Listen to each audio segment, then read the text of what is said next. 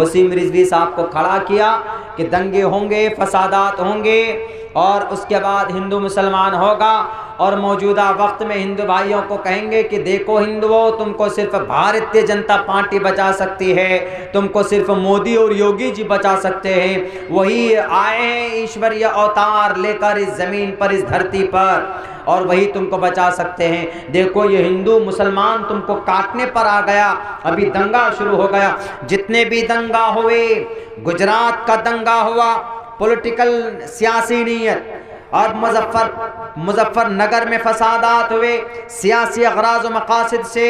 جہاں جہاں پر بھی دنگے فسادات ہوتے ہیں، سیاسی اغراض و مقاصد ہوتے ہیں، تاکہ دنگا اور فساد ہو اور ہندو مسلمان ہو جائے، اور ہندو بھائی کو یہ کہنے میں آسانی ہو کہ دیکھو ہندوؤں، اگر تم کو بچانا ہے اس ملک کو ملاؤں کے ہاتھ میں جانے سے، تو تم اس ملک میں تم کو بچا سکتی ہے کوئی تو فلاں پارٹی بچا سکتی ہے، یہ پارٹی تم کو ختم کرنے میں لگی ہوئی ہے، یہ مقصد ہوتا ہے ان کا۔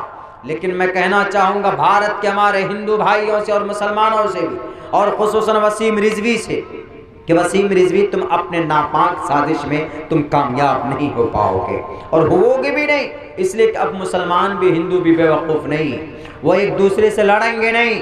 وہ سمجھ گئے کہ اتر پردیش میں چناؤ ہے، اور مٹھ میں بلا کر ان کو کہا گیا، ایک کتاب باضابطہ لکھی گئی، میرے پاس وہ کتاب جلدی پہنچنے والی ہے، میں دیکھوں گا، پڑھوں گا، پوری دنیا کے گرنتھوں سے میں ان کے ٹوٹل سوالات کے جوابات دوں گا انشاءاللہ۔ میرے پاس کتاب تو پہنچنے دیجیے، میں بتاؤں گا کہ کون سے گرنتھ کا حوالہ چاہیے، کہ محمد مانسک اعتبار سے بیمار تھے، یا محمد ڈھونگی تھے، یا محمد عاشق وومن تھے، ساری کتابوں کا حوالہ رکھوں گا، میرے پاس دنیا کی ساری گرنتھیں ہیں، میں بتاؤں گا اس کمینے کو، اس ملعون کو، اس فسادی کو، اس دجال کے چیلے دجل کرنے والے کو، کیا جواب دو گے مرنے کے بعد تم؟ جس انسان کی وجہ سے انسانوں کو انسانیت کا راستہ ملا، اس کے بارے میں اس طرح کی گندی باتیں کہتے ہو؟ میرے بھائیو، میں بولتا ہوں، کچھ لوگوں کو مرچی لگے، ابھی جو پروگرام تھا ہمارا منٹھا میں، وہ پروگرام عین وقت میں کینسل ہوا، عین وقت میں۔ ٹیپو سلطان کی تصویر، میری تصویر، پورے 2 کلومیٹر دور پہلے سے لگایا ہوا تھا۔ اب یہ 15 تاریخ کا پروگرام، پہنچے، ہماری فلائٹ یہیں سے تھی، دربھنگہ سے، تو دربھنگہ گئے، وہاں سے حیدرآباد گئے، وہاں سے پھر وہاں مہاراشٹر پہنچے پروگرام میں۔ پروگرام ہونا تھا کہ اسی دن صبح آ کر وہ جو وہاں کا PIA ہوتا ہے، SHO، اس نے کہا جلسہ کمیٹی سے کہ آپ لوگ یہ پروگرام پوسپون کر دیجئے، اوپر سے DGP کا، DIG کا، IG کا، فلاں کا ہم پر پریشر ہے، ہم یہ پروگرام اس لیے آپ سے گزارش ریکویسٹ کرتے ہیں کہ یہ کینسل کر دیجئے۔ کہا کہ کیوں؟ کیونکہ وہ جو تصویر لگی تھی تو وہاں قریب میں ایک شہر امراوتی میں دنگے ہوئے تھے، اور یہ دنگے کون کروائے تھے؟ RSS والوں، تو بندی کا اعلان کیا ہوا تھا اس دن پروگرام ہوتا، بڑا پروگرام آپ لوگ کریں گے، تو وہ لوگ بندی کی بہانہ بنا کر آپ کے پروگرام کا مس یوز کریں گے، ہائی جیک کریں گے، اور یہ جو مولانا ہے یہ RSS کے خلاف بولتے ہیں، RSS کی پول کھولتے ہیں، ظاہر سی بات ہے کہ ان کی طرف سے یہ پریشر ہم پر آ رہا، تو اس لیے بہتر یہی ہوگا کہ آپ اس پروگرام کو پوسپون کر دیجئے۔ تو وہ لوگ ہمارے پاس پہنچے، تو انہوں نے کہا کہ نہیں، مولانا ہے، عالم دین ہے، دھارمک پروگرام ہوتا ہے، اور ابھی جو پروگرام ہوگا صرف ٹیپو سلطان کی سوانح، ٹیپو سلطان کی ہسٹری اور اتہاس کیا ہے اس کے اوپر مولانا بولیں گے۔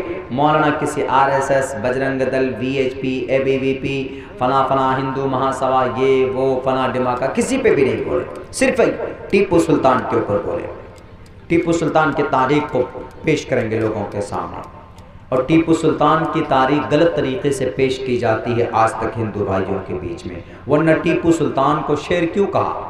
ہم لوگ بولتے ہیں کہ شیر کی 1 دن کی زندگی گیدڑ کی 100 سالہ زندگی سے بہتر، یہ ڈائیلاگ سب کو معلوم ہے ٹیپو سلطان کا یہ جملہ، لیکن ٹیپو سلطان شیر کیوں تھا؟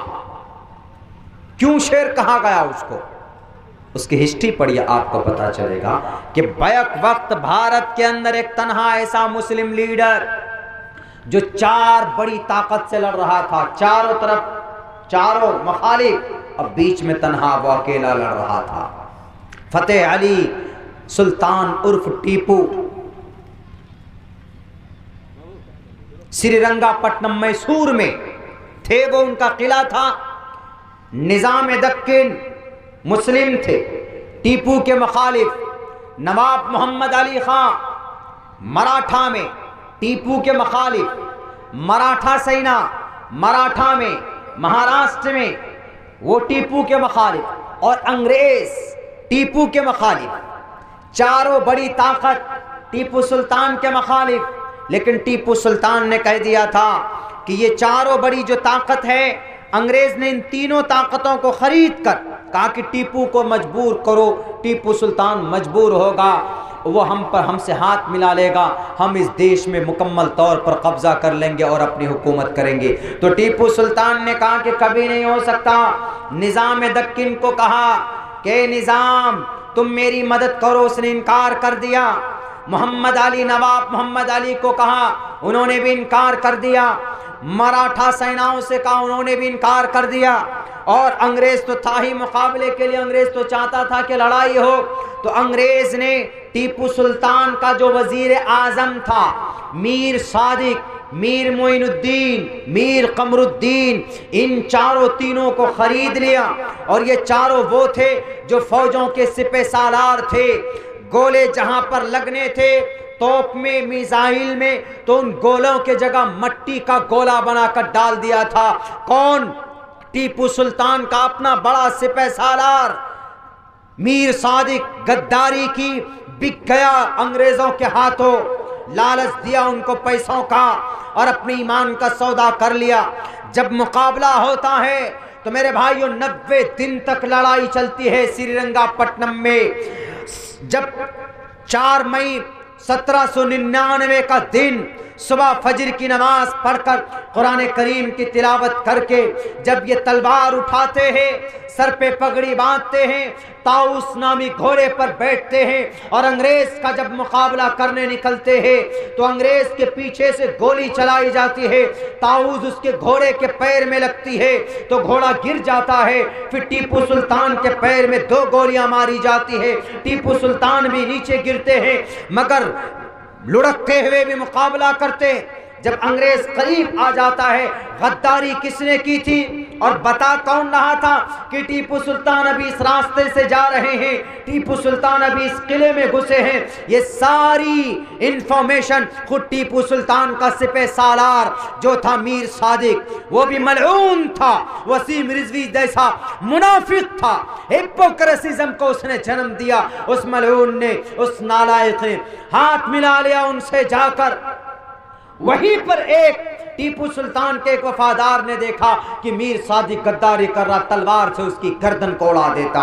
میرے بھائیو، ٹیپو سلطان بیک وقت 4 طاقت سے لڑتے لڑتے اخیر میں کان کے اوپر 2 گولیاں ماری جاتی ہے، وہیں پر شہید ہو جاتے ہیں۔ شہید ہونے سے پہلے ان کے ایک فوجی نے کہا کہ سر آپ کم سے کم ان انگریزوں سے ہاتھ ملا لیجئے تو آپ کو کم سے کم موت کے گھاٹ نہیں اتاریں گے، بچے یتیم نہیں ہوں گے۔